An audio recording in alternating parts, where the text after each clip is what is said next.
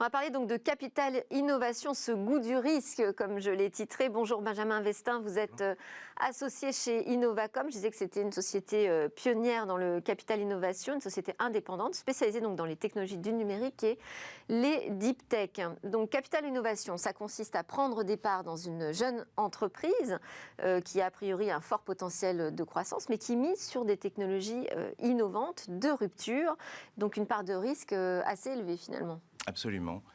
Et finalement, chez Innovacom, notre particularité, c'est d'investir dans les secteurs du numérique et avec l'originalité d'investir à la fois dans des solutions qui peuvent être complètement logicielles, ce qui est assez répandu, mais aussi dans des sociétés qui ont des composantes hardware, y compris des composantes hardware fortes.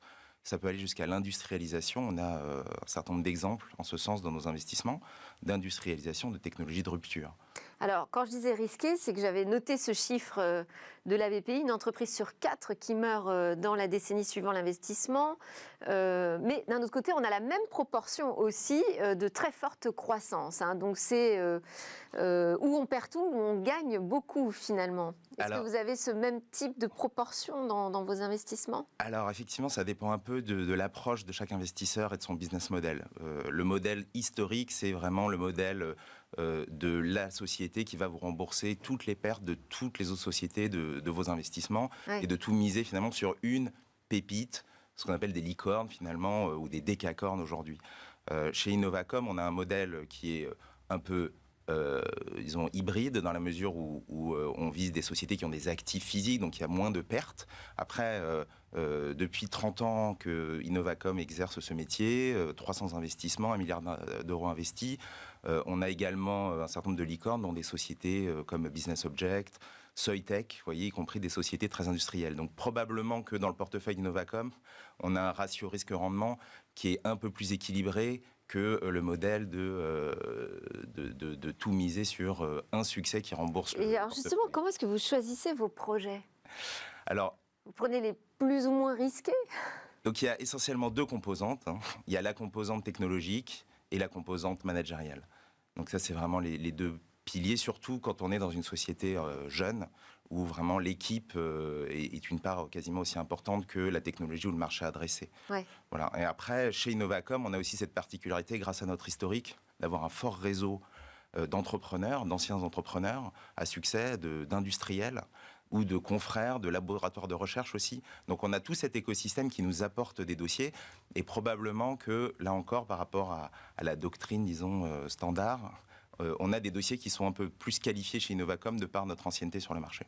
Alors on va parler justement d'un tout récent investissement d'Innovacom dans UpCity. C'est une jeune entreprise qui fournit des données localisées en temps réel pour les smart cities et leurs opérateurs de services. Alors pourquoi avoir décidé d'investir dans une société qui fait de la collecte de données pour la smart city ? Mais justement, parce que ça correspond exactement à la stratégie d'investissement que je vous ai exposée. C'est-à-dire que vous avez une société qui développe un capteur que vous voyez là à l'écran, donc quelque chose d'assez raisonnable.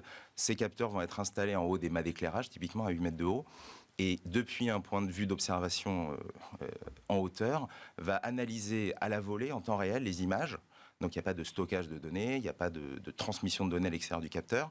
Par contre, en temps réel, ce réseau de capteurs va pouvoir venir alimenter tous les services de la ville, que ce soit pour faire du stationnement intelligent, de la gestion de trafic intelligent, donner la priorité à une ambulance, faire de l'éclairage intelligent pour l'efficacité énergétique, et probablement tout un tas de nouveaux services très utiles qui aujourd'hui ne peuvent pas être développés faute de capacité à accéder aux données collectées. Donc là, vous répondez à un nouveau besoin pour la ville de demain avec une meilleure gestion du trafic, des priorités, mais aussi vous vous positionnez sur une activité assez sensible qui est la collecte de données. Aujourd'hui, c'est quand même au cœur de toutes les préoccupations. Oui, mais Innovacom n'investirait que dans des sociétés qui sont extrêmement respectueuses de la vie privée, de la RGPD, des autorisations de la CNIL, etc. Et évidemment, UpCity. Donc on peut faire de la collecte de données en étant respectueux de la vie privée ? Alors, chez UpCity, bien sûr, il y a deux facteurs structurants qui permettent ça. C'est premièrement,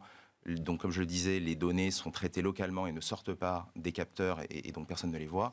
Mais pour aller au-delà de ça, pour prémunir d'une cyberattaque, par exemple, le matériel qui est embarqué à l'intérieur des capteurs ne permet pas une vue haute définition. Donc vous êtes à 8 mètres de haut, vous ne pouvez pas reconnaître les visages. Vous ne pouvez pas lire les plaques d'immatriculation.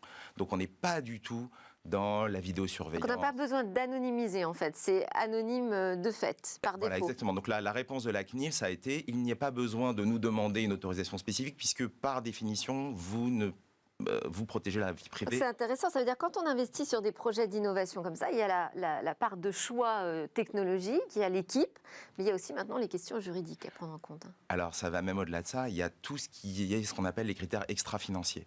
Donc ça va être par exemple le respect de la vie privée, vous pouvez considérer que c'est une valeur que vous voulez mettre en avant, mais ça va être l'environnement, la santé, en fait tout ce qui est la finance responsable finalement.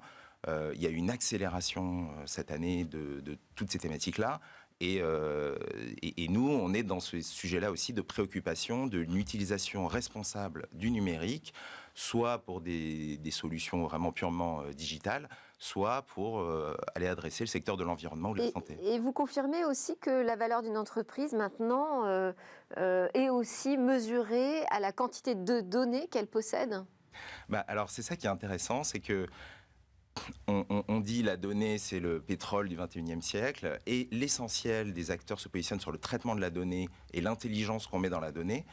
Et le positionnement, le pari finalement d'Upcity, c'est de dire qu'on a aussi de la valeur si on va collecter la donnée, qu'on finalement ne l'analyse pas, on n'en sort pas l'intelligence sous-jacente, mais on la donne aux autres qui, eux, sont capables d'extraire cette information. Donc c'est vrai, mais je pense qu'avoir une infrastructure mutualisée et responsable, c'est aussi une énorme valeur parce que c'est là où les autres ne vont pas.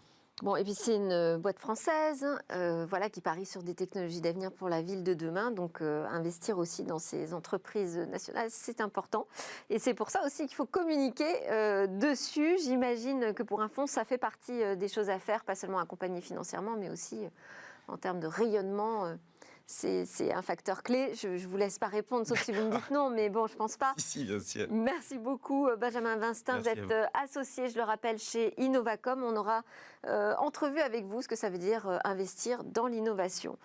C'est l'heure de notre talk. Alors là, on va parler des logiciels et de la pression des clients utilisateurs pour modifier certaines pratiques en Europe.